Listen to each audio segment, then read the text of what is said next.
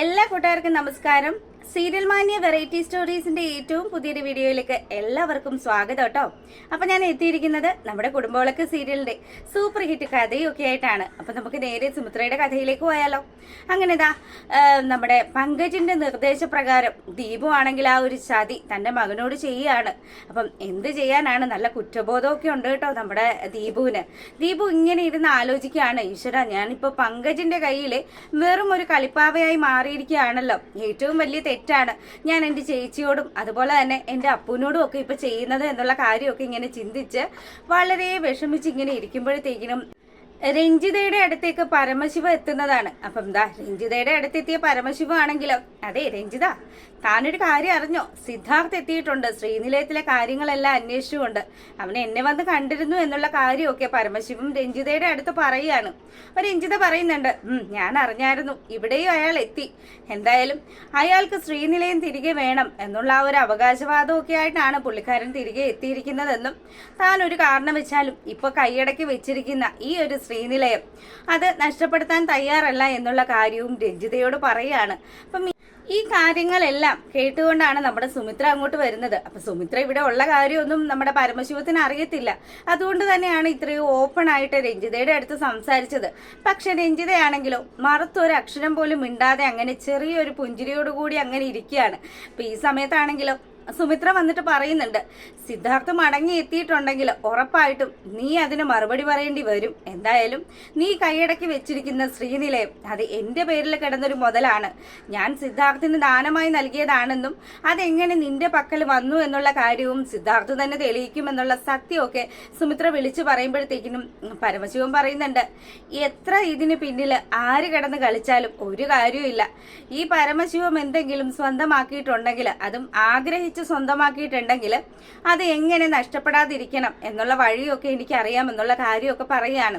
അപ്പൊ സുമിത്ര ഇതെല്ലാം പറഞ്ഞു സുമിത്ര അവിടെ നിന്ന് പോവുക കേട്ടോ. പോകുന്ന സമയത്താണെങ്കിൽ രഞ്ജിത പറയുന്നുണ്ട്, അതെ ഇപ്പൊ കുറച്ചു ദിവസമായിട്ട് ഈ വീട്ടിൽ നിന്ന് ഇവിടെയുള്ള രഹസ്യങ്ങളെല്ലാം ചോർത്തുന്ന പരിപാടിയാണ് സുമിത്രയ്ക്ക് ഉള്ളതെന്നും രോഹിതേട്ടൻ നിലവിൽ എഴുതി വെച്ചിരിക്കുന്ന ആ ഒരു ഡയറി അത് ഇവളുടെ കൈവശം ഉണ്ട് എന്നുള്ള കാര്യമൊക്കെ പരമശിവത്തിനെ പറഞ്ഞ് ബോധ്യപ്പെടുത്തുകയാണ്. അപ്പൊ പരമശിവൻ പറയുന്നുണ്ട്, അതെ രഞ്ജിത നീ വിചാരിക്കുന്നുണ്ടോ സുമിത്ര ചില്ലറക്കാരിയാണ് എന്നുള്ള കാര്യം, അവള് ഒരു വിഷസർപ്പം തന്നെയാണ് എന്നുള്ള ആ ഒരു കാര്യം പരമശിവൻ നമ്മുടെ രഞ്ജിതയ്ക്ക് മുന്നറിയിപ്പ് നൽകുകയാണ്. അതുകൊണ്ട് അവളോട് മുട്ടുമ്പം കുറച്ച് നോക്കിയും കണ്ടും ഒക്കെ കളിക്കുന്നതായിരിക്കും നല്ലത് എന്നുള്ള കാര്യമൊക്കെ പറഞ്ഞ് പരമശിവൻ അവിടുന്ന് അങ്ങ് പോവുകയാണ്. അപ്പൊ ഈ സമയത്താണെങ്കിലോ രഞ്ജിതയാണെങ്കിലോ ഡയറി കയ്യിൽ കിട്ടിയിട്ടില്ല. അപ്പൊ അതിന്റെ എല്ലാ ടെൻഷനും നമ്മുടെ രഞ്ജിതയുടെ മുഖത്തുണ്ട്. രഞ്ജിത നേരെ സുമിത്രക്കരികിലേക്ക് ചെല്ലുകയാണ്. അതെ എന്താണ് സുമിത്ര നിന്റെ ഉദ്ദേശം എന്ന് ചോദിക്കുക. എന്റെ വീട്ടിലൊരു ഗസ്റ്റ് വന്നു കഴിഞ്ഞാല് അവരുടെ അടുത്ത് മാന്യമായ രീതിയിൽ പെരുമാറാൻ നിനക്ക് അറിയില്ലേന്ന് ചോദിക്കുക. അതെ ഞാൻ ആർക്കൊക്കെ മാന്യത കൊടുക്കണം ആർക്കൊക്കെ മാന്യത കൊടുക്കണ്ട എന്നുള്ള കാര്യം എനിക്ക് വളരെ വ്യക്തമായിട്ടറിയാം. അതുകൊണ്ട് രഞ്ജിത അതൊന്നും എന്നെ പഠിപ്പിക്കേണ്ട എന്നും പറഞ്ഞ് നമ്മുടെ സുമിത്രയാണെങ്കിൽ രഞ്ജിതയ്ക്കിട്ട് നല്ലൊരു ഡോസ് കൊടുക്കുകയാണ്. അപ്പം ഭയങ്കര ഗർവിൽ വന്ന രഞ്ജിതയാണെങ്കിൽ ഇതാ ചൂല് പോലെ അങ്ങ് പോവുക. അപ്പൊ അതിനുശേഷമാണെങ്കിലോ നമ്മളെ കാണിക്കുന്നത് സിദ്ധുവിനെയാണ്. സിദ്ധാർത്ഥാണെങ്കിൽ തന്നെ പരമശിവത്തിന്റെ ഗുണ്ടകളെല്ലാം കൈകാര്യം ചെയ്തല്ലോ. അപ്പൊ അതിന്റെ ദേഷ്യവും പകയും ഒക്കെ ഇങ്ങനെ മനസ്സിൽ വെച്ച് പെരുമാറുകയാണ്. അതോടൊപ്പം തന്നെ ഭയങ്കരമായിട്ട് സങ്കടവും ഒക്കെ ഉണ്ട്. താൻ ജീവന് തുല്യം സ്നേഹിച്ചതാണ് തന്റെ ഭാര്യയെ, ഒരു വഴിക്ക് ഉപേക്ഷിച്ച് പോയെങ്കിൽ കൂടിയും ഇടയ്ക്ക് പുള്ളിക്കാരനൊരു മോഹമൊക്കെ ഉണ്ടായല്ലോ. അപ്പൊ അതുകൊണ്ട് തന്നെ വലിയ വിഷമ സിദ്ധു തന്റെ സങ്കടങ്ങളും വിഷമങ്ങളും എല്ലാം കൂടെ നിൽക്കുന്ന ആ ഒരു അസിസ്റ്റന്റിന്റെ അടുത്ത് ഷെയർ ചെയ്യാണ്. സാർ ഒരിക്കലും വിഷമിക്കുകയൊന്നും വേണ്ട, പിന്നെ മരണം അത് നമുക്ക് ആർക്കും തടയാൻ പറ്റുന്ന ഒരു കാര്യമൊന്നും അല്ലല്ലോ. എന്തായാലും നഷ്ടപ്പെട്ടു പോയ ശ്രീനിലയം സാർ തിരികെ തന്നെ പിടിക്കണം. അത് സാറിന്റെ മക്കൾക്ക് വേണ്ടി സാറിന് ചെയ്യാൻ സാധിക്കുന്ന ഏറ്റവും വലിയൊരു കാര്യം തന്നെയാണ്. പിന്നെ സാറിന്റെ അമ്മ ജീവിച്ചിരിപ്പുണ്ടാവുമല്ലോ, അവരെ കുറിച്ചും അന്വേഷിക്കണം എന്നുള്ള കാര്യമൊക്കെ പറയുകയാണ്. അപ്പൊ സിദ്ധുവും അങ്ങനെ തന്നെ ആലോചിക്കുക, തനിക്ക് നഷ്ടപ്പെട്ടു പോയ തന്റെ ശ്രീനിലയം തിരികെ പിടിക്കണം എന്ന് തന്നെയുള്ള ആ ഒരു ഉറച്ച വിശ്വാസത്തില് പരമശിവത്തിനെ ഇങ്ങനെ നേരിട്ടാ പോരാ, പല കാര്യങ്ങളിലും പരമശിവൻ ഭയങ്കര ശക്തനാണെന്നും അയാളെ ബുദ്ധിപൂർവ്വം വേണം കൈകാര്യം ചെയ്യാൻ എന്നുള്ള കാര്യമൊക്കെ ഇവൻ ഇങ്ങനെ നിന്ന് ആലോചിക്കുമ്പോഴത്തേക്കിനും നമ്മളെ കാണിക്കുന്നത് നമ്മുടെ വാങ്ങിയ ആ ഒരു ഗിഫ്റ്റും ഒക്കെ ആയിട്ട് വരുന്ന ആ ഒരു പൂജയായിരുന്നല്ലോ. അപ്പൊ പൂജയ്ക്കാണെങ്കിലും ഇപ്പൊ മുട്ടൻ പണിയാണ് നമ്മുടെ ദീപു കൊടുത്തിരിക്കുന്നത്. പക്ഷെ ഈ സത്യാവസ്ഥകളൊന്നും നമ്മുടെ അപ്പു അറിയുന്നില്ല കേട്ടോ. അപ്പൊ അപ്പുവിനാണെങ്കിൽ ഇതൊന്നും അറിയാതെ അച്ഛനോട് അന്നേരത്തെ ആ ഒരു ദേഷ്യത്തിനാണ് അപ്പു അവിടെ നിന്ന് ഇറങ്ങിപ്പോയത്. പക്ഷെ പൂജയാണെങ്കിലും എന്തായാലും ഇന്നത്തെ ദിവസം തന്റെ അമ്മ വീട്ടിലേക്ക് വരും, അങ്ങനെയാണല്ലോ പറഞ്ഞിരിക്കുന്നത്. അപ്പൊ ഒരു വിലയും തരാത്ത അപ്പുവിനെ പ്രതീക്ഷിച്ച് ഈ വീട്ടിൽ നിൽക്കുന്നതിലും ഭേദമാണ് താൻ മടങ്ങി തന്റെ ആ ഒരു വാടക വീട്ടിലേക്ക് പോകുന്നത് എന്നുള്ള കാര്യം ഇവളിങ്ങനെ ആലോചിക്കുക. എന്തായാലും അപ്പുവിന് സ്നേഹയെ തന്നെ ആയിരിക്കും ഇഷ്ടം, ദീപു അങ്കിളിലും ആ ഒരു ബന്ധം തന്നെയാണ് ഇഷ്ടം എന്നുള്ള കാര്യമൊക്കെ ആലോചിച്ച് വളരെ വിഷമിക്കുക പൂജ.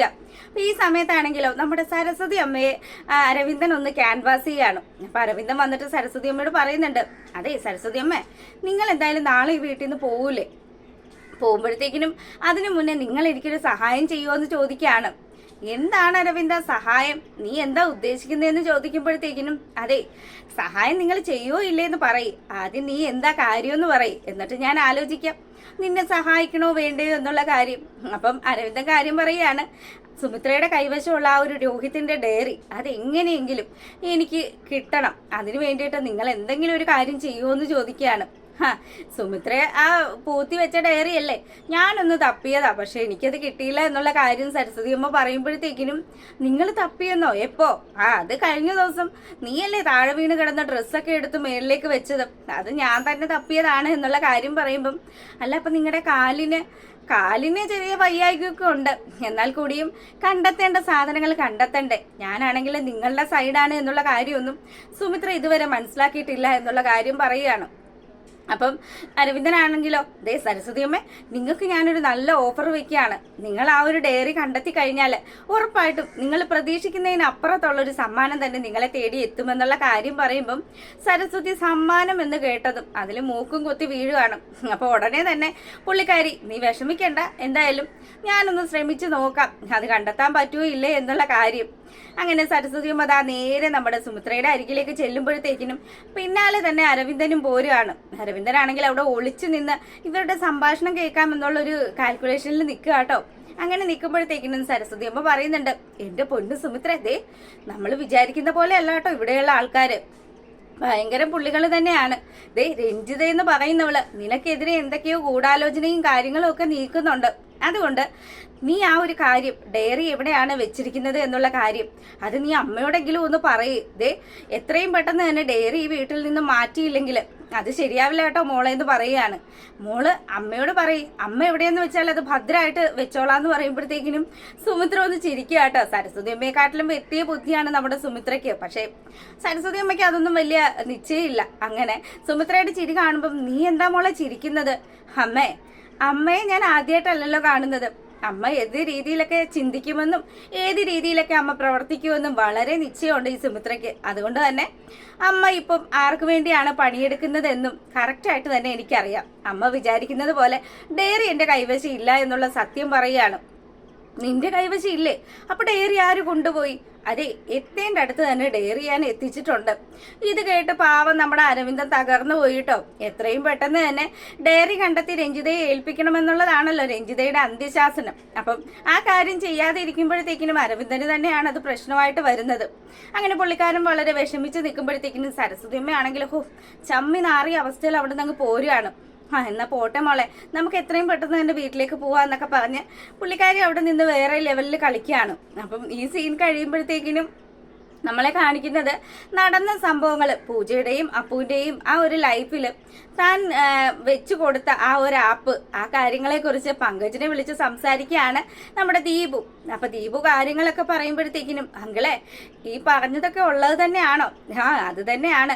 എന്തായാലും എൻ്റെ മകൻ വളരെ ദേഷ്യത്തിലാണ് വീട് വിട്ടു പോയതെന്നും പൂജയാണെങ്കിൽ സത്യങ്ങളെല്ലാം മനസ്സിലാക്കി ചങ്ക് തകർന്ന അവസ്ഥയിലാണെന്നും താനാണെങ്കിൽ ഏറ്റവും വലിയ ക്രൂരതയാണ് തന്റെ മകനോട് ചെയ്തത് എന്നുള്ള ആ ഒരു ഏറ്റുപറച്ചിലൊക്കെ പങ്കജിന് മുന്നിൽ നടത്തുമ്പോഴത്തേക്കിനും പങ്കജാണെങ്കിൽ ചിരിക്കുകയാണ്. എന്നിട്ട് അവൻ പറയുന്നുണ്ട്, അതെ അങ്കിളെ, നിങ്ങൾ എന്നോട് കാണിച്ചിരിക്കുന്ന ഈ ഒരു സ്നേഹം ഇത് സത്യമാണെന്നൊന്നും ഞാൻ ഇതുവരെ വിശ്വസിച്ചിട്ടില്ലായിരുന്നു. പിന്നെ നിങ്ങളിപ്പോൾ എനിക്ക് വേണ്ടി പണിയെടുത്തിട്ടുണ്ടെങ്കിൽ അതിൻ്റെ ഇരട്ടിക്കിരട്ടി ലാഭം നിങ്ങൾ ഉണ്ടാക്കിയിട്ടുണ്ട് എന്നുള്ള കാര്യവും പറയുകയാണ്.